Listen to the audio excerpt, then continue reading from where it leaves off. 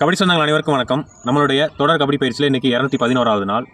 இன்றைக்கி நம்ம என்ன பார்க்க போகிறோம்னா, ரைடர்ஸ் ரைடு பண்ணுறப்போ சில மிஸ்டேக் பண்ணுவாங்க. அதை எப்படி சரி செய்யுதுன்னு பார்க்கலாம்.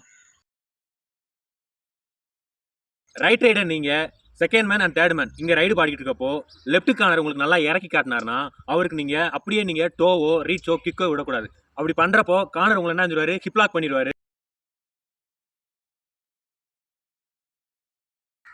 அப்போ நம்ம என்ன பண்ணணும்னா, இந்த கார்னருக்கோ கவருக்கோ ஒரு ஜர்க்கோ ஒரு அட்டம்ப்டோ பண்ணி டக்குன்னு ரிவர்ஸில் திரும்பி இந்த கார்னருக்கு ரீச்சோ கிக்கோ விட்டுறணும்.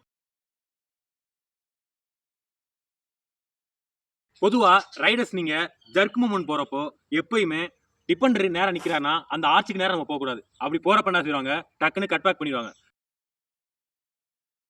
நம்ம என்ன செய்யணும், ஒரு காலை வந்து எப்பயுமே வெளியே வச்சு தான் நம்ம என்ன செய்யணும், ஜர்க் மூவ்மெண்ட் பண்ணணும். அப்போ தான் அவங்க கட் பேக் பண்ணாலும் நம்ம டக்குன்னு வெளியே வந்துடலாம். இப்போ ரைடர்ஸ் பொதுவாக என்ன பண்ணுவாங்கன்னா, கார்னருக்கு ஏதாவது ஒரு ரீச் அடிக்க போகிறப்போ உள்ள சென்டரை மறந்துடுவாங்க. அவங்க என்ன பண்ணிடுவாங்க, டக்குன்னு ஊடு மண்டை அடிச்சிருவாங்க. ரைடர்ஸ் எப்போ கார்னருக்கு ரீச் விட போனாலும் நடுவில் கவரு அண்ட் சென்டர் இன்னும் நீங்கள் மறந்துடாங்க. ஊடு மண்டை அடிச்சா நீங்கள் உஷாரா நீங்கள் டைவ் அடிச்சிருங்க, இல்லைனா ஜம்ப் அடிச்சிருங்க.